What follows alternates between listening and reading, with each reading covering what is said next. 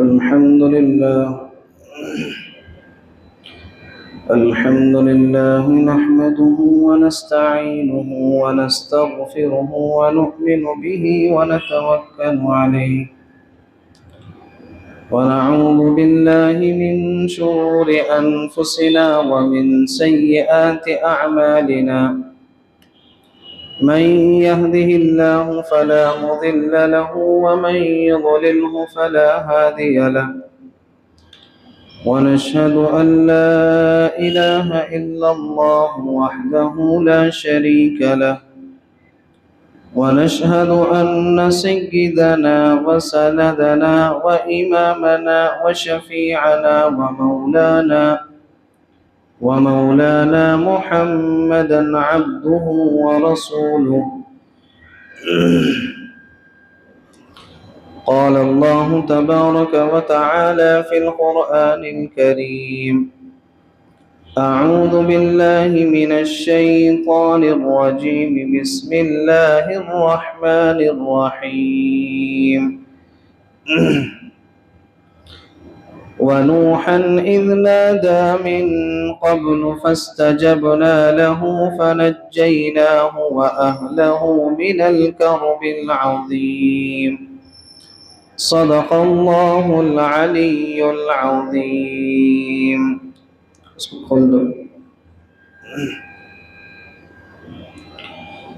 محترم بزرگوں اور عزیز ساتھیوں،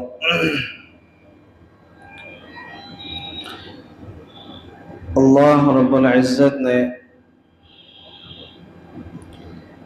مذکورہ آیت اور اس کی اگلی آیتوں میں خاص طور سے مصیبت میں اللہ کی طرف رجوع، صبر، عدل، عبادت، نیک اعمال اور تمام انبیاء دین توحید کی وحدت کے عظیم اسباق اس رکوع میں اللہ رب العزت نے ذکر فرمائے ہیں۔ مختصر طور پر اللہ نے چند انبیاء کا ذکر فرمایا، ان میں حضرت نوح علیہ السلام، حضرت داؤد، حضرت سلیمان، حضرت ایوب، حضرت اسماعیل، حضرت زکریا، حضرت مریم، حضرت یحییٰ، حضرت عیسیٰ علیہم الصلاۃ والتسلیم کا بھی ذکر ہے۔ فرمایا وَنُوحًا إِذْ نَادَى مِن قَبْلُ فَاسْتَجَبْنَا لَهُ فَنَجَّيْنَاهُ وَأَهْلَهُ مِنَ الْكَرْبِ الْعَظِيمِ، اور نوح کو بھی ہم نے حکمت اور علم عطا کیا، اور وہ وقت یاد کرو جب اس واقعے سے پہلے انہوں نے ہمیں پکارا تو ہم نے ان کی دعا قبول کی اور ان کو اور ان کے ساتھیوں کو بڑی بھاری مصیبت سے بچا لیا۔ نوح علیہ السلام نے ایک طویل عرصے تک اپنی قوم کو دعوت دی، اور کتابوں میں لکھا ہے کہ 950 سال تک اپنی قوم کے درمیان میں رہے، دعوت دیتے رہے، لیکن قوم نے ان کی دعوت کو نہیں مانا، ان کا مذاق اڑایا، ان کی مخالفت کی۔ لیکن اس سب کے باوجود حضرت نوح علیہ السلام نے اپنی دعوت کے کام کو نہیں چھوڑا، برابر سمجھاتے رہے۔ آپ سوچیں، سننے میں کتنا آسان ہے، بولنے میں کتنا آسان ہے، 950 سال تک کوئی کسی کو دعوت دیتا رہے اور قوم نہ مانے، لیکن اس کے باوجود بھی حضرت نوح علیہ السلام اپنی قوم کو برابر سمجھاتے رہے، برابر دعوت دیتے رہے۔ اگر ہم اپنے آپ پر تصور کر کے دیکھیں، کسی کو 1 مرتبہ نماز کی دعوت دیں، 2 مرتبہ دعوت دیں، 3 مرتبہ دعوت دیں، پھر بعد میں کیا ہوگا؟ آپ کہیں گے کہ بھئی بار بار کب تک سمجھاتے رہیں، کب تک دعوت دیتے رہیں، نہیں مان رہا، مت مان، یہ اپنی قبر میں جائے گا، ہم اپنی قبر کے اندر جائیں گے۔ لیکن حضرت نوح علیہ السلام کا جگر دیکھیں، 950 سال تک دعوت دیتے رہے، انہی لوگوں کو سمجھاتے رہے، انہی لوگوں کو دعوت دیتے رہے، لیکن قوم نے نہیں مانا، بلکہ مذاق اڑایا، مذاق اڑایا، سیریس لینے کے بجائے حضرت نوح کا مذاق اڑایا، لیکن دعوت کے کام کو نہیں چھوڑا۔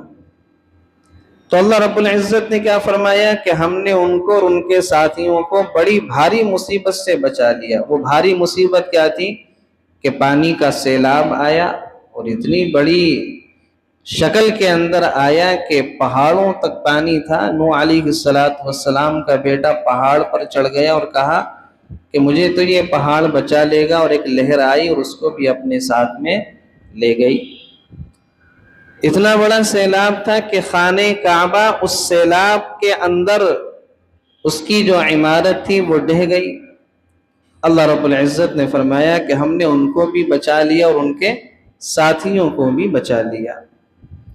تو دعوت کے کام میں فوری نتیجہ دیکھنے کا نام نہیں ہے کہ آدمی یہ سوچے کہ آج ہم اس کو دعوت دے رہے ہیں، کریے وہ کل یہ ولی اللہ بن جائے گا، کل یہ ہماری بات کو ماننے لگے گا۔ فوری نتیجہ نہیں دیکھنا چاہیے، نتیجے کا انتظار کرنا چاہیے، نتیجے کا انتظار کرنا چاہیے۔ کبھی کبھی انسان برسوں تک محنت کرتا ہے اور نتیجہ سامنے نہیں آتا، تو اس پر آدمی کو دل کبیدہ نہیں ہونا چاہیے، رنجیدہ نہیں ہونا چاہیے کہ میں سمجھا رہا ہوں اس کا کوئی فائدہ نہیں ہے۔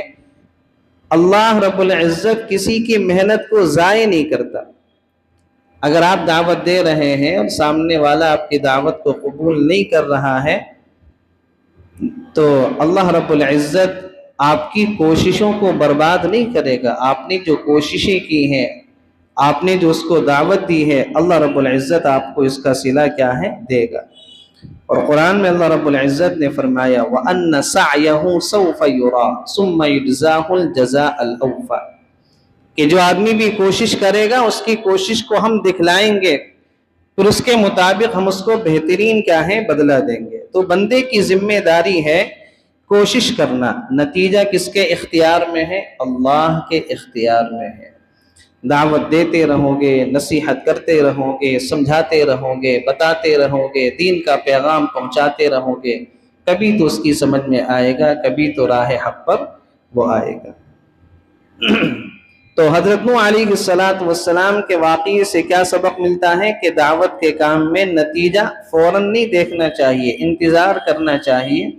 ہاں، آپ کی جو کوششیں ہیں ان کوششوں کو اللہ کبھی بھی ضائع نہیں کرے گا، ان کو برباد نہیں کرے گا۔ وَنَصَرْنَاهُ مِنَ الْقَوْمِ الَّذِينَ كَذَّبُوا بِآيَاتِنَا، اور جس قوم نے ہماری نشانیوں کو جھٹلایا تھا اس کے مقابلے میں ان کی مدد کی۔ حضرت نوح کی قوم نے ان کو جھٹلایا، اس قوم کے مقابلے میں ہم نے کس کی مدد کی؟ حضرت نوح کی مدد کی۔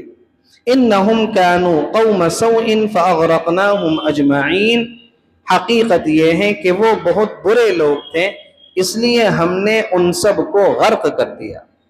950 سال تک حضرت نوح کو جھٹلایا، مذاق اڑایا، برے لوگ تھے۔ اللہ نے فرمایا ہم نے کیا کر دیا؟ ان کو غرق کر دیا، ان کو ڈبو دیا۔ تو مومن کا اصل سہارا کون ہے؟ اللہ ہے۔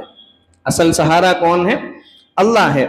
لوگ ساتھ چھوڑ دیں، حالات خراب ہو جائیں، وسائل ختم ہو جائیں، لیکن اگر اللہ ساتھ ہے تو کوئی طاقت نقصان نہیں پہنچا سکتی۔ تو حضرت نوح علیہ السلام کا قوم نے ساتھ چھوڑ دیا، قوم نے ان کی مخالفت کی، قوم نے ان کا مذاق اڑایا، لیکن اللہ ساتھ تھا، تو نہ حضرت نوح علیہ السلام کو کوئی نقصان پہنچا اور نہ ان کے ساتھیوں کو کوئی نقصان پہنچا۔ تو یہ واقعہ اللہ نے حضرت نوح کا بیان کیا۔ وَدَاوُودَ وَسُلَيْمَانَ إِذْ يَحْكُمَانِ فِي الْحَرْثِ إِذْ نَفَشَتْ فِيهِ غَنَمُ الْقَوْمِ وَكُنَّا لِحُكْمِهِمْ شَاهِدِينَ، اور داؤد اور سلیمان کو بھی ہم نے حکمت اور علم عطا کیا تھا جب وہ دونوں ایک کھیت کے جھگڑے کا فیصلہ کر رہے تھے، کیونکہ کچھ لوگوں کی بکریاں رات کے وقت اس کھیت میں جا گھسی تھی۔ واقعہ یہ ہوا کہ ایک شخص کی بکریوں نے رات کے وقت میں دوسرے کے کھیت میں گھس کر ساری فصلوں کو کیا کر دیا؟ تباہ کر دیا۔ اب اس دور کے حاکم تھے حضرت داؤد علیہ السلام، حضرت سلیمان کے والد، وہ بادشاہ تھے۔ ان کے پاس مقدمہ لے کر آیا تو حضرت داؤد علیہ السلام نے یہ فیصلہ کر دیا کہ بکریوں کا جو مالک ہے اس کی یہ ذمہ داری ہے کہ وہ رات کے وقت بکریوں کو باندھ کر رکھتا تاکہ کسی کی فصل کو نقصان نہ پہنچائے۔ اب چونکہ اس سے غلطی ہوئی ہے تو جتنی کی فصل کا نقصان ہوا ہے اتنی بکریاں کھیت کے مالک کو دینی پڑیں گی۔ 10,000 کا نقصان ہوا تو 10,000 کی بکریاں کھیت کے مالک کو دینی پڑیں گی۔ اب یہ جو فیصلہ تھا یہ شریعت کے مطابق تھا۔ وہ لوگ جب فیصلہ کرا کر باہر نکلے تو حضرت سلیمان علیہ السلام جو ان کے بیٹے تھے وہ گیٹ پر کھڑے تھے۔ پوچھا کہ والد صاحب نے کیا فیصلہ کیا؟ کہا کہ یہ فیصلہ کیا ہے کہ جتنے کی فصل تباہ ہوئی ہے اتنی قیمت کی بکریاں کھیت کے مالک کو دینی پڑیں گی۔ تو چونکہ حضرت داؤد نے جو فیصلہ کیا تھا وہ عین شریعت کے مطابق کیا تھا، لیکن حضرت سلیمان علیہ السلام نے فرمایا کہ میرے ذہن میں ایک اور صورت آ رہی ہے، اس میں دونوں کا فائدہ ہے، بکریوں کے مالک کا بھی فائدہ ہے، کھیت کے مالک کا بھی فائدہ ہے۔ تو حضرت داؤد نے اپنے بیٹے کو بلا کر پوچھا کہ وہ صورت کیا ہے؟ کہا کہ صورت یہ ہے کہ بکری والا کچھ عرصے کے لیے اپنی بکریاں جو ہیں وہ کھیت والے کو دے دے تاکہ وہ اس کے دودھ سے فائدہ اٹھائے، اس کے دودھ سے نفع حاصل کرے، اور جس کا کھیت ہے وہ اپنا کھیت کچھ دنوں کے لیے بکریوں کے مالک کو دے دے تاکہ وہ اس کے کھیت سے فائدہ اٹھائے، اور کھیت سے جو فائدہ ہوگا وہ دونوں آدھا آدھا کریں گے، آدھا بکریوں کے مالک والا آدھا کھیت والا، تو اس میں دونوں کا فائدہ تھا۔ تو حضرت داؤد علیہ السلام کو جو ہے یہ فیصلہ پسند آیا، اور یہ فیصلہ کیا تھا؟ ایک صلح کی صورت تھی، دونوں کے درمیان میں مصالحت تھی، ایک صلح کی صورت تھی۔ تو حضرت داؤد نے اسے پسند فرمایا اور وہ دونوں فریق، بکری والے کھیت والے، اسی فیصلے پر کیا ہو گئے؟ راضی ہو گئے۔ تو اللہ رب العزت نے اسی چیز کو فرمایا کہ داؤد اور سلیمان کو بھی ہم نے حکمت اور علم عطا کیا تھا۔ دیکھیں، علم الگ چیز ہے، حکمت الگ چیز ہے، دونوں میں فرق ہے۔ دونوں عطا کی تھی۔ جب وہ دونوں ایک کھیت کے جھگڑے کا فیصلہ کر رہے تھے، کیونکہ کچھ لوگوں کی بکریاں رات کے وقت اس کھیت میں جا گھسی تھی، اور ان لوگوں کے بارے میں جو فیصلہ ہوا اسے ہم دیکھ رہے تھے۔ وَكُنَّا لِحُكْمِهِمْ شَاهِدِينَ، اللہ نے فرمایا کہ جو فیصلہ ہوا ہم دیکھ رہے تھے۔ فَفَهَّمْنَاهَا سُلَيْمَانَ، اللہ نے فرمایا کہ چونکہ اس فیصلے کی سمجھ ہم نے سلیمان کو دے دی، فیصلے کی جو اصل صورت تھی اس کی سمجھ کس کو دے دی؟ ہم نے سلیمان کو دے دی، اور ہم نے سلیمان کے ذریعے سے فیصلہ کروایا، ایسا فیصلہ جس میں دونوں کا فائدہ، کہ بکریوں والا اپنی بکری کھیت کے مالک کو دے تاکہ وہ اس سے دودھ حاصل کرے، اور کھیت والا اپنا وہ کھیت کا حصہ بکریوں کے مالک کو دے تاکہ اس کی فصل سے دونوں فائدہ حاصل کریں۔ تو اس سے یہ بھی معلوم ہوا کہ مقدمے کے دوران قانونی فیصلہ حاصل کرنے سے بہتر یہ ہے کہ فریقین آپس کی رضامندی سے صلح کی کوئی شکل نکال لے جس میں دونوں کا بھلا ہو جائے۔ جج جو ہوں، وکیل جو ہوں، وہ فیصلہ کرنے سے بہتر یہ ہے کہ دونوں میں صلح کرائے، ایسی صلح کرائے دونوں میں کہ جس میں اس کا بھی فائدہ ہو جائے، اس کا بھی فائدہ ہو جائے، یہ نہیں کہ ایک بالکل نقصان میں نیچے چلا جائے اور ایک کو بھرپور فائدہ مل جائے۔ تو فَفَهَّمْنَاهَا سُلَيْمَانَ، چنانچہ اس فیصلے کی سمجھ ہم نے سلیمان کو دے دی، اور ویسے ہم نے دونوں ہی کو حکمت اور علم عطا کیا تھا۔ اب دیکھیں، اللہ رب العزت نے حضرت سلیمان کے فیصلے کو زیادہ درست کہا، حضرت سلیمان کے فیصلے کو زیادہ درست اللہ نے کہا، لیکن حضرت داؤد کی اللہ نے تحقیر نہیں کی، حضرت داؤد کی اللہ نے تحقیر نہیں کی، ان کے بھی فیصلے کو اللہ نے صحیح سمجھا، لیکن فیصلہ کس کا صحیح مانا؟ حضرت سلیمان علیہ السلام کا۔ معلوم یہ ہوا کہ اگر لوگوں کے درمیان میں یا اہل علم کے درمیان میں کسی مسئلے کو لے کر، اجتہادی مسئلے کو لے کر کوئی اختلاف ہو جائے تو اس میں کسی دوسرے کی تنقیص نہیں کرنی چاہیے، اس کو نیچا نہیں دکھانا چاہیے، بلکہ دونوں کو درست ٹھہرانا چاہیے۔ اور ایسی مثالیں ملتی ہیں ہمیں۔ حضرت عثمان بن عفان تیسرے خلیفہ، اور حضرت عبداللہ ابن مسعود، جن کے بارے میں اللہ کے نبی نے فرمایا کہ عبداللہ ابن مسعود سب سے بڑے فقیہ ہیں امت کے، دونوں میں ایک مسئلے کو لے کر اختلاف تھا۔ مسئلہ کیا تھا؟ حضرت عثمان یہ سمجھتے تھے کہ منی کے اندر نماز جو ہے وہ قصر پڑھی جائے گی، منی کے اندر نماز قصر پڑھی جائے گی، اور حضرت عبداللہ ابن مسعود اس بات کے قائل نہیں، حضرت عثمان اس بات کے قائل تھے کہ منی میں جو نماز ہے، ظہر کی نماز، عصر کی نماز، عشاء کی نماز، یہ 4 رکعت والی ہوتی ہیں، یہ مکمل پڑھی جائیں گے۔ عبداللہ ابن مسعود کہتے تھے کہ نہیں، قصر پڑھی جائیں گے۔ تو دونوں کی رائے میں اختلاف تھا، ایک مکمل پڑھنے کے قائل تھے، ایک قصر پڑھنے کے قائل تھے۔ لیکن اس کے باوجود عبداللہ ابن مسعود جب نماز پڑھتے تھے تو حضرت عثمان کے پیچھے پڑھتے تھے مکمل نماز، حالانکہ ان کی رائے کیا تھی؟ قصر کرنے کی تھی، لیکن وہ نماز مکمل پڑھتے تھے حضرت عثمان کے پیچھے۔ تو لوگوں نے ان سے پوچھا کہ آپ کی رائے تو الگ ہے، نماز آپ مکمل پڑھتے ہیں۔ تو انہوں نے کہا کہ الاختلاف شر، اختلاف کرنا بری بات ہے۔ ویسی رائے میں اختلاف ہو سکتا ہے، لیکن اس اختلاف کو جھگڑے کی شکل نہیں بنانی چاہیے۔ اللہ کے نبی علیہ السلام نے صحابہ کو بھیجا بنو قریظہ کہ بنو قریظہ جاؤ، اور آپ نے فرمایا کہ وہاں پہنچنے سے پہلے نماز مت پڑھنا، عصر کی نماز مت پڑھنا۔ تو صحابہ چلے۔ اب راستے میں عصر کی نماز کا وقت ہو گیا۔ اب صحابہ کے 2 گروپ ہو گئے۔ ایک گروپ نے یہ کہا کہ اللہ کے نبی نے یہ کہا تھا کہ بنو قریظہ سے پہنچنے سے پہلے نماز نہیں پڑھنی، اس لیے وہیں جا کر نماز پڑھیں گے۔ دوسرے گروپ نے یہ کہا کہ نہیں، نماز کا وقت نکلا جا رہا ہے، اللہ کے نبی کے کہنے کا مقصد یہ تھا کہ جلدی پہنچنا ہے، اب لہذا جب نماز کا وقت نکلا جا رہا ہے تو نماز کو قضا نہیں کرنی، نماز کو یہی پڑھنی ہے۔ تو ایک جماعت نے وہیں پر پڑھ لی، ایک جماعت نے وہاں جا کر پڑھ لی۔ دونوں کی بات اللہ کے نبی کے سامنے آئی، آپ نے فرمایا دونوں نے ٹھیک کیا، دونوں نے ٹھیک کیا۔ تو اجتہادی مسئلے میں اگر اختلاف ہو جائے تو اس میں کسی دوسرے کی تنقیص نہیں کرنی چاہیے، اس کی تحقیر نہیں کرنی چاہیے۔ ہمارے یہاں مسئلہ یہ ہو گیا ہے کہ اگر کسی آدمی کا کسی رائے کو لے کر اختلاف ہوتا ہے تو وہ دوسرے کی ذاتیات پر اتر آتا ہے، اس کی ذات پر حملے کرنے لگتا ہے، اس کی تنقیص کرنے لگتا ہے، اس کی برائیاں اس کو برا بھلا بکنے لگتا ہے، اور یہ صحابہ کرام سے اور ائمہ مجتہدین سے ثابت نہیں ہے۔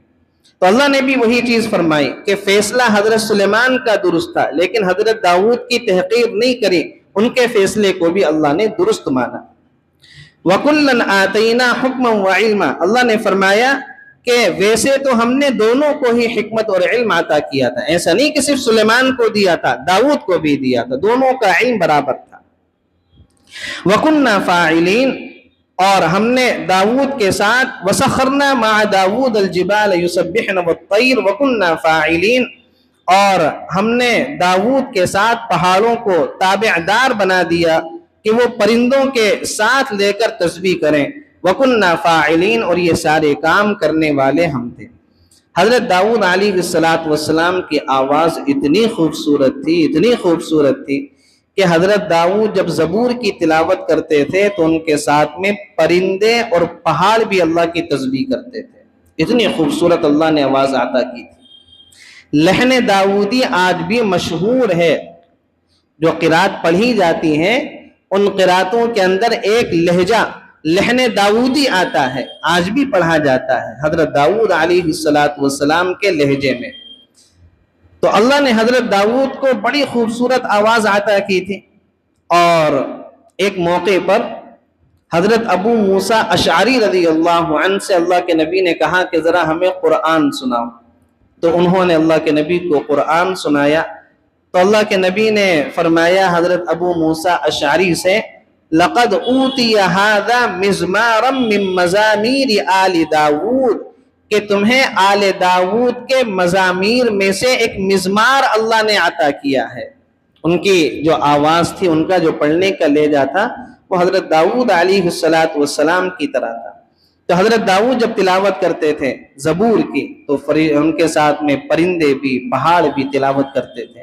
اس لیے حدیث شریف کے اندر آتا ہے کہ اللہ قیامت کے دن جنت میں اللہ قیامت کے دن فرمائے گا مومنوں سے کہ تمہیں قرآن سناؤں، تو اللہ رب العزت پہلے حضرت داؤد علیہ السلام کے لہجے میں قرآن سنوائیں گے، پھر اللہ کے نبی علیہ السلام اپنی آواز میں پڑھیں گے، پھر اللہ رب العزت اپنی آواز میں جنت والوں کو قرآن سنائیں گے۔ تو جنت میں حضرت داؤد علیہ السلام کے لہجے میں قرآن سنوایا جائے گا۔ وَكُنَّا فَاعِلِينَ، اور یہ سارے کام کرنے والے ہم تھے۔ داؤد کے اندر جو یہ کشش رکھی تھی، یہ کشش رکھنے والے کون تھے؟ ہم تھے، کہ ان کے ساتھ پہاڑ بھی پڑھتے تھے اور پرندے بھی پڑھا کرتے تھے۔ وَعَلَّمْنَاهُ صَنْعَةَ لَبُوسٍ لَكُمْ لِتُحْصِنَكُمْ مِنْ بَأْسِكُمْ، اور ہم نے انہیں تمہارے فائدے کے لیے ایک جنگی لباس یعنی زرہ بنانے کی صنعت سکھائی، تاکہ وہ تمہیں لڑائی میں ایک دوسرے کی زد سے بچائے۔ حضرت داؤد کو اللہ تعالیٰ نے جو معجزہ دیا تھا، اس میں ایک معجزہ یہ تھا کہ اللہ نے حضرت داؤد کے ہاتھ میں لوہے کو موم کی طرح نرم بنا دیا تھا۔ وہ لوہے کو موم کی طرح سے جیسا چاہتے تھے اس کو موڑ توڑ کر کے جو ہے لوہے کی زرہ بنایا کرتے تھے، جو جنگ کے اندر پہنا کرتے ہیں، جنگی لباس کہلاتا ہے۔ حالانکہ لوہا کتنا مشکل ہے، اور زمین کے اندر اللہ رب العزت نے سب سے زیادہ جو مادہ رکھا ہے وہ لوہے کا ہی رکھا ہے، اسی لیے لوہے کا کچھ حصہ اللہ نے آئرن کی شکل میں انسان کی باڈی کے اندر بھی رکھا ہے۔ تو اس لوہے کو اللہ نے حضرت داؤد کے ہاتھ میں اتنا نرم کر دیا موم کی طرح کہ وہ جیسا چاہتے تھے اس لوہے کو موڑ کر توڑ کر زرہ بنا لیا کرتے تھے، جنگی لباس بنایا کرتے تھے۔ یہ کیا تھا؟ اللہ کا معجزہ تھا۔ فَهَلْ أَنْتُمْ شَاكِرُونَ، اب بتاؤ کہ کیا تم شکر گزار ہو، یعنی تمہیں اس بات پر اللہ رب العزت کا کیا ہے؟ شکر ادا کرنا چاہیے۔ تو حضرت داؤد علیہ السلام ایک طرف نبی بھی تھے، بادشاہ بھی تھے، اور اللہ نے ان کو ایک ہنر بھی سکھلایا تھا۔ تو اگر آدمی دیندار ہو، دین کا کام بھی کرنے والا ہو، اس کے ساتھ ساتھ میں کوئی ہنر بھی جانتا ہو، یہ بری بات نہیں ہے، آپ دیکھیں حضرت داؤد یہ لوہے کی زرہ بنایا کرتے تھے۔ حضرت ادریس علیہ السلام بڑھئی کا کام کرتے تھے۔ حضرت ادریس نبی بھی تھے اور بڑھئی کا کام بھی کرتے تھے۔ اللہ کے نبی علیہ السلام نبی بھی تھے، بکریاں بھی چرایا کرتے تھے۔ حضرت زکریا علیہ السلام نبی بھی تھے، کپڑے بھی سلا کرتے تھے، درزی بھی تھے۔ تو نبوت کے ساتھ، علم کے ساتھ اگر آدمی کے پاس کوئی ہنر ہو، کوئی پیشہ ہو اور حلال پیشہ ہو تو اس کے سیکھنے میں کوئی بری بات نہیں ہے، بلکہ یہ نبیوں کی کیا ہے؟ سنت ہے۔ نبیوں کی کیا ہے؟ سنت ہے۔ وَلِسُلَيْمَانَ الرِّيحَ عَاصِفَةً تَجْرِي بِأَمْرِهِ إِلَى الْأَرْضِ الَّتِي بَارَكْنَا فِيهَا وَكُنَّا بِكُلِّ شَيْءٍ عَالِمِينَ، اور ہم نے تیز چلتی ہوا سلیمان کے تابع کر دی تھی، جو ان کے حکم سے اس سرزمین کی طرف چلتی تھی جس میں ہم نے برکتیں رکھی تھی، اور ہمیں ہر بات کا پورا علم ہے۔ ہوا کتنی باریک مخلوق ہے اللہ کی کہ آدمی اس کو دیکھ نہیں سکتا، لیکن اللہ نے اس ہوا کو حضرت سلیمان کے تابع کر دیا۔ حضرت سلیمان جہاں چاہتے تھے ہوا کو اپنے ساتھ لے جایا کرتے تھے۔ اللہ نے ہوا کو ان کے لیے کیا کر دیا؟ مسخر کر دیا۔ تخت پر بیٹھے اور ہوا کو حکم دیا کہ فلاں جگہ چلنا ہے، تو وہ ہوا ان کے تخت کو اڑا کر اسی جگہ لے جایا کرتی تھی۔ لکھا ہے کتابوں میں کہ مہینوں کا سفر صبح میں طے کر لیا کرتے تھے، مہینوں کا سفر شام کی قلیل مدت کے اندر طے کر لیا کرتے تھے۔ کیوں؟ اس لیے کہ ہوا کو اللہ نے ان کے کیا کر دیا تھا؟ تابع کر دیا تھا۔ اور ہمیں ہر بات کا پورا علم ہے۔ اور کس سرزمین کی طرف لے کر جاتی تھی؟ فلسطین کی طرف، یہ مسجد اقصی کی طرف حضرت سلیمان علیہ السلام کو لے کر جاتی تھی۔ اس لیے مسجد اقصی کی جو بنیاد رکھی تھی، اس کی جو تعمیر کی تھی، وہ کس نے کی تھی؟ حضرت سلیمان علیہ السلام نے کی تھی، کہ تعمیر کرتے کرتے ایک لاٹھی کا سہارا لے کر وہ کھڑے ہو گئے تھے، اور جناتوں کے ذریعے سے مسجد اقصی کی تعمیر کرائی تھی۔ اور جب تعمیر مکمل ہو گئی تو اللہ رب العزت نے جس لاٹھی پر سہارا لے کر حضرت سلیمان کھڑے تھے، اس لاٹھی کے اندر دیمک لگی، اور دیمک لگنے کی وجہ سے جب وہ لاٹھی گری تو حضرت سلیمان علیہ السلام بھی نیچے گر گئے، تب جا کر جناتوں کو پتہ چلا کہ ان کا کیا ہو گیا ہے، انتقال ہو گیا۔ تو مسجد اقصیٰ جو بنائی تھی سب سے پہلے وہ انہی جناتوں نے بنائی تھی حضرت سلیمان علیہ السلام کی سرپرستی میں، اور تمام جنات، تمام شیاطین اور یہ ہوا اور یہ پانی، یہ اللہ نے حضرت سلیمان کے کیا کر دیے تھے، تابع کر دیے تھے۔ دیکھیں وَمِنَ الشَّيَاطِينِ مَن يَغُوصُونَ لَهُ وَيَعْمَلُونَ عَمَلًا دُونَ ذَلِكَ، اور کچھ ایسے شریر جنات بھی ہم نے ان کے تابع کر دیے تھے جو ان کی خاطر پانی میں غوطے لگاتے تھے۔ شریر جنات اللہ نے حضرت سلیمان کے تابع کر دیے تھے، ان جنات کا کام یہ تھا وہ سمندر میں غوطے لگا لگا کر حضرت سلیمان کے لیے قیمتی جواہرات، موتی اور ہیرے نکال کر لایا کرتے تھے، وہ جنات اس کام کے لیے تھے۔ تو یہ کس کے تابع کر دی اللہ نے؟ حضرت سلیمان کے تابع کر دیے تھے۔ وَكُنَّا لَهُمْ حَافِظِينَ، اور اس کے سوا اور بھی کام کرتے تھے، اور ان سب کی دیکھ بھال کرنے والے کون تھے؟ ہم تھے۔ اللہ نے فرمایا کہ ہم ان تمام چیزوں کی نگرانی کر رہے تھے۔ وَأَيُّوبَ إِذْ نَادَى رَبَّهُ أَنِّي مَسَّنِيَ الضُّرُّ وَأَنْتَ أَرْحَمُ الرَّاحِمِينَ، اور ایوب کو دیکھو جب انہوں نے اپنے پروردگار کو پکارا کہ مجھے یہ تکلیف لگ گئی ہے اور تو سارے رحم کرنے والوں سے بڑھ کر رحم کرنے والا ہو۔ حضرت ایوب علیہ السلام اللہ رب العزت کے بڑے برگزیدہ نبی تھے، بہت بڑے نبی تھے اللہ کے۔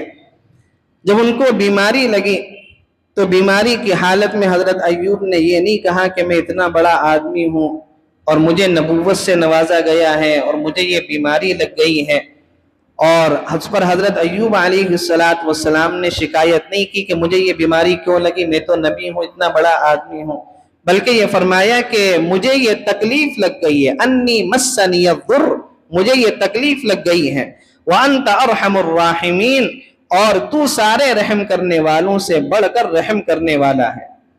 پھر اس کے بعد اللہ رب العزت نے ان کو صحت عطا فرمائی، اور صحت ملنے کے بعد جب وہ غسل کر رہے تھے تو ان کے لیے آسمان سے سونے کی ٹڈی ہوتی ہے نا، ابھی کچھ دن پہلے بہت دکھائی دے رہی تھی، ٹڈیاں جو ہوتی ہیں، سونے کی جو ٹڈی تھی وہ آسمان سے گرنے لگی، تو حضرت ایوب علیہ السلام ان کو جمع کرنے لگے کپڑے کے اندر۔ تو اللہ رب العزت نے پوچھا کہ ایوب یہ کیا کر رہے ہو؟ تو فرمایا کہ آپ کی نعمت ہے، نعمت کو اکٹھا کر رہا ہوں۔ تو بیماری کتنے دن رہی، کتنے دن بیمار رہے، اس کی قرآن کریم کے اندر کوئی وضاحت نہیں ہے، بس یہ کہ اللہ نے ان کو صحت عطا فرمائی، اور صحت ملنے کے بعد پھر اللہ نے ان کی اولاد کے اندر بھی خوب اضافہ کیا۔ تو آزمائش کے بعد اللہ کی نعمت آئے تو مومن کو اللہ کی طرف منسوب کرنا چاہیے، اس کو اپنی طرف منسوب نہیں کرنا چاہیے۔ فرمایا مجھے یہ تکلیف لگ گئی ہے اور تو سارے رحم کرنے والوں سے بڑھ کر رحم کرنے والا ہے۔ فاستجبنا له، پھر ہم نے ان کی دعا قبول کی، فکشفنا ما به من ضر، اور انہیں جو تکلیف لاحق تھی اسے دور کر دیا، جو ان کو بیماری لگ گئی تھی اس بیماری کو کیا کر دیا؟ دور کر دیا۔ وَآتَيْنَاهُ أَهْلَهُ وَمِثْلَهُمْ مَعَهُمْ رَحْمَةً مِّنْ عِنْدِنَا وَذِكْرَى لِلْعَابِدِينَ، اور ان کے گھر والے بھی دیے اور اتنے ہی لوگ اور بھی، تاکہ ہماری طرف سے رحمت کا مظاہرہ ہو اور عبادت کرنے والوں کو ایک یادگار سبق ملے۔ اب حضرت ایوب علیہ السلام نے دو چیزیں کی، ایک تو دعا کی اور ایک صبر کیا۔ ایوب علیہ السلام کا صبر مشہور ہے نا، کہ صبر کیسا ہو؟ ایوب جیسا۔ تو حضرت ایوب نے دعا بھی کی اور صبر کیا۔ ہمارے یہاں جو اکثر ہماری دعائیں قبول نہیں ہوتی، اس میں سے دونوں میں سے کوئی ایک چیز کی کمی ہوتی ہے۔ ہم دعا کرتے ہیں بعض مرتبہ لیکن صبر نہیں کرتے، بعض مرتبہ صبر کرتے ہیں لیکن دعا نہیں کرتے۔ ایوب علیہ السلام نے اللہ سے دعا بھی کی ہے اور اللہ سے کیا ہے؟ صبر بھی کیا ہے۔ اس کے نتیجے میں اللہ رب العزت ان کی دعا کو کیا فرمایا؟ قبول فرمایا۔ تو صرف صبر جو ہے وہ صرف ایک دعا نہیں ہے، بلکہ بندے کو چاہیے کہ اللہ رب العزت کے سامنے جھکے، پھر اللہ رب العزت کیا ہے؟ اس کے لیے تمام آسانیاں پیدا کرتا ہے۔ وَإِسْمَاعِيلَ وَإِدْرِيسَ وَذَا الْكِفْلِ، اور اسماعیل اور ادریس اور ذوالکفل کو دیکھو، کل من الصابرین، یہ صبر کرنے والوں میں تھے، یہ سارے لوگ کیا تھے؟ صبر کرنے والوں میں تھے۔ وَأَدْخَلْنَاهُمْ فِي رَحْمَتِنَا إِنَّهُمْ مِنَ الصَّالِحِينَ، اور ان کو ہم نے اپنی رحمت میں داخل کر لیا تھا، یقیناً ان کا شمار نیک لوگوں میں سے تھا، یقیناً ان کا شمار نیک لوگوں میں سے تھا۔ تو حضرت اسماعیل بھی نبی تھے، ادریس بھی نبی تھے۔ ذوالکفل کے بارے میں مفسرین کا یہ کہنا ہے کہ وہ نبی نہیں تھے، بلکہ اللہ رب العزت کے ایک صالح اور نیک بندے تھے۔ وَظَنُّونِ إِذْ ذَهَبَ مُغَاضِبًا فَظَنَّ أَن لَّن نَّقْدِرَ عَلَيْهِ فَنَادَىٰ فِي الظُّلُمَاتِ أَن لَّا إِلَٰهَ إِلَّا أَنتَ سُبْحَانَكَ إِنِّي كُنتُ مِنَ الظَّالِمِينَ۔ آگے دعا حضرت یونس علیہ السلام کا یہاں پر اللہ نے ذکر فرمایا کہ مچھلی والے پیغمبر یعنی یونس کو دیکھو، جب وہ خفا ہو کر چل کھڑے ہوئے تھے اور یہ سمجھے تھے کہ ہم ان کو پکڑنا، کہ ہم ان کی کوئی پکڑ نہیں کریں گے، پھر انہوں نے اندھیریوں میں سے آواز لگائی کہ اللہ تیرے سوا کوئی معبود نہیں ہے، تو ہر عیب سے پاک ہے، بے شک میں ہی کیا ہے قصوروار ہوں۔ حضرت یونس اپنی قوم کو دعوت دیتے رہے، سمجھاتے رہے، لیکن قوم نے نہیں مانا، تو قوم سے خفا ہو کر اور قوم کو اسی حالت میں چھوڑ کر دریا کے کنارے آ گئے، کشتی کے اندر سوار ہو گئے، کشتی میں بیٹھ گئے۔ راستے میں یہ پتا چلا کہ کشتی کے اندر لوگ زیادہ ہیں، لوگوں کو کم کرنا پڑے گا۔ قرا اندازی ہوئی تو قرا میں حضرت یونس کا نام نکل گیا کہ کس کو نکلنا پڑے گا؟ یونس کو نکلنا پڑے گا بیچ دریا کے اندر۔ چنانچہ حضرت یونس کو پکڑ کر لوگوں نے دریا کے اندر پھینک دیا۔ دریا کے اندر پھینکا، ایک مچھلی آئی، اس نے حضرت یونس علیہ السلام کو نگل لیا۔ تو اللہ نے کیا فرمایا کہ وہ خفا ہو کر چل پڑے، اپنی قوم سے خفا ہو کر چل پڑے، اور ان کو یہ لگا کہ ہم ان کی پکڑ نہیں کریں گے۔ اللہ نے ان کو سمندر کے اندر کیا ہے مچھلی کے حوالے کر دیا۔ اب مچھلی نے حضرت یونس کو اپنے پیٹ میں رکھ لیا۔ کتنے دن رکھا، کیسے رکھا، وہ مضمون قرآن کے اندر نہیں ہے، اس بحث کے اندر پڑھنے کی بھی ضرورت نہیں ہے۔ لیکن جب مچھلی کے پیٹ کے اندر تھے تو ایک تو رات کی تاریکی، دوسرے سمندر کی تاریکی، اور تیسرے مچھلی کے پیٹ کی تاریکی، تین تاریکیوں کے اندر تھے۔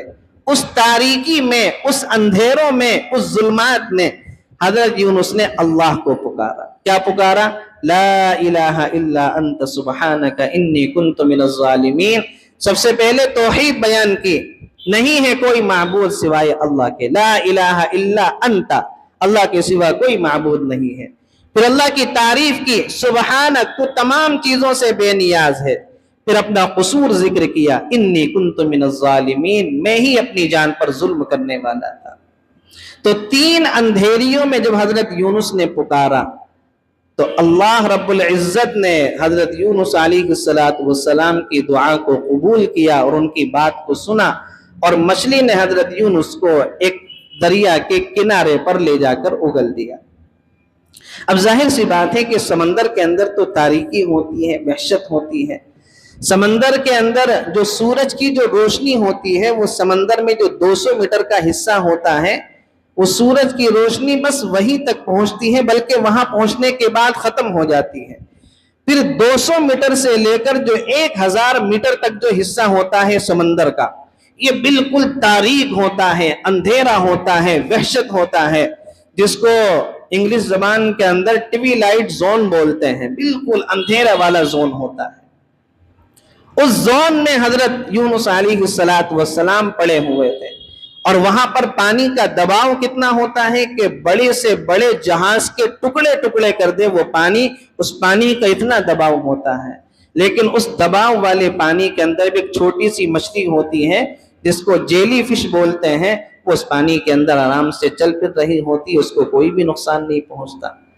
تو اس تاریکی میں حضرت یونس علیہ السلام پڑھے تھے، اور انہوں نے اللہ رب العزت کو پکارا، اور اللہ نے ان کی دعا کو کیا ہے قبول فرمایا۔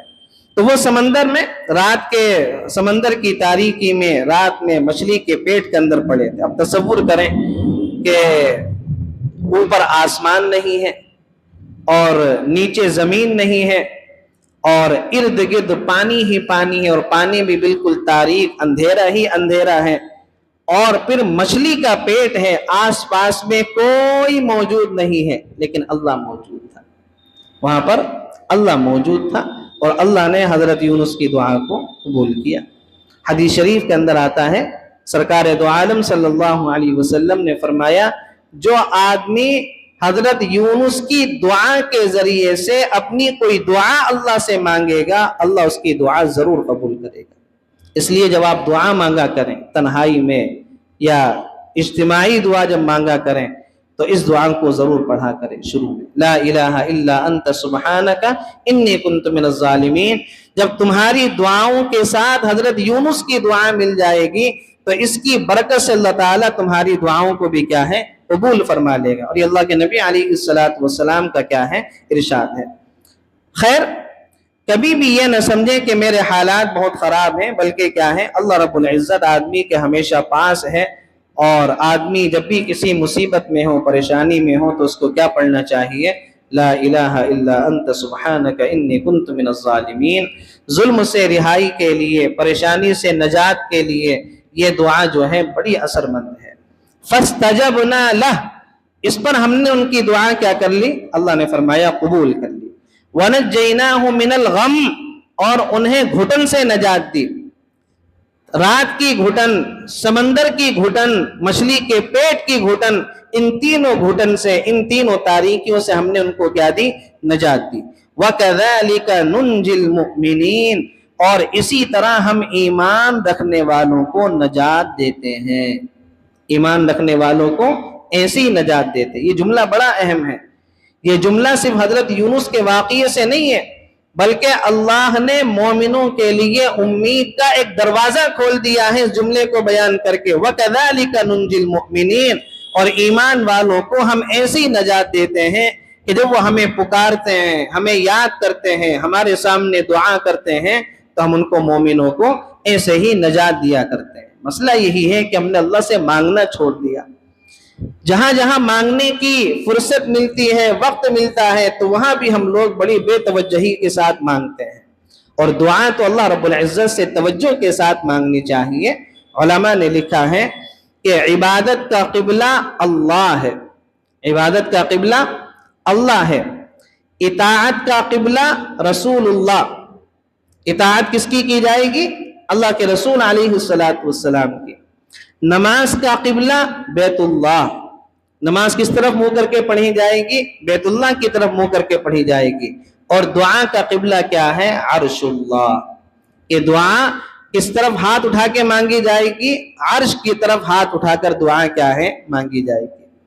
ہمیں جب دعا مانگنے کی فرصت ملتی ہے، یا دعا مانگنے کا جب ہمارے پاس موقع آتا ہے، تو ہمارا ابھی دعا مانگنے کا قبلہ ہی درست نہیں ہے، تو دعائیں کہاں سے قبول ہوں گی۔ علماء نے دعا کے 300 سے زیادہ آداب لکھے ہیں کہ دعا کن کن آداب کے ساتھ مانگنی چاہیے۔ ہمارا ابھی دعا مانگنے میں ہاتھ اٹھانے کا طریقہ ہی درست نہیں ہے، آداب تو بہت دور کی بات ہے۔ کوئی آدمی دعا میں ایسے ہاتھ کر لیا کرتا ہے، کوئی ایسے ہاتھ کرتا ہے، کوئی اپنے ہاتھوں کو ایسے چلا رہا ہوتا ہے، اس کے ہاتھوں کی مالش کر رہا ہوتا ہے۔ ایسا کرتے نہیں کرتے لوگ۔ کوئی آدمی بار بار اپنے منہ پر ہاتھ پھیر رہا ہوتا ہے، حالانکہ دعا مانگنے کا اصل طریقہ یہ ہے کہ آدمی یہ جو اندر کی ہتھیلیاں ہیں، ان ہتھیلیوں کا جو رخ ہونا چاہیے وہ اللہ کے عرش کی طرف ہونا چاہیے، وہ اللہ کے عرش کی طرف ہونا چاہیے۔ یہ اللہ نے کٹورا ہمارے ساتھ لگا دیا، 24 گھنٹے کٹورا ہمارے ساتھ لگا ہوا ہے۔ جب بھی آدمی کو ضرورت ہو، جب بھی آدمی کو پریشانی ہو، آدمی جو ہے اللہ کے سامنے کٹورا پھیلائے، اللہ سے مانگے۔ دنیا کا فقیر دیکھ لیں، ہم سے کتنا زیادہ چالاک ہے، کتنا زیادہ ہم سے ہوشیار ہے۔ وہ اپنا کٹورا جب آپ سے بھیک مانگے گا نا، کبھی بھی ایسا نہیں کرے گا، الٹا نہیں کرے گا کہ دنیا کا فقیر جو اپنے کٹورے کو، یا آپ کے سامنے جب کبھی ایسے ہاتھ پھیلائے گا، اپنے ہاتھ کو ایسا نہیں کرے گا، اپنے ہاتھ کو ایسے بند نہیں کرے گا، ایسے نہیں کرے گا، وہ سیدھا اپنے ہاتھ کو رکھتا ہے۔ اور ہم جب اللہ سے مانگتے ہیں تو اپنے ہاتھوں کو ایسے چلا رہے، بے توجہی کے ساتھ، اور ایسی حالت میں دعا قبول نہیں ہوتی۔ تو مومن کو چاہیے کہ اللہ سے دعا کرے، اور دعا کیسے کرے، توجہ کے ساتھ کرے۔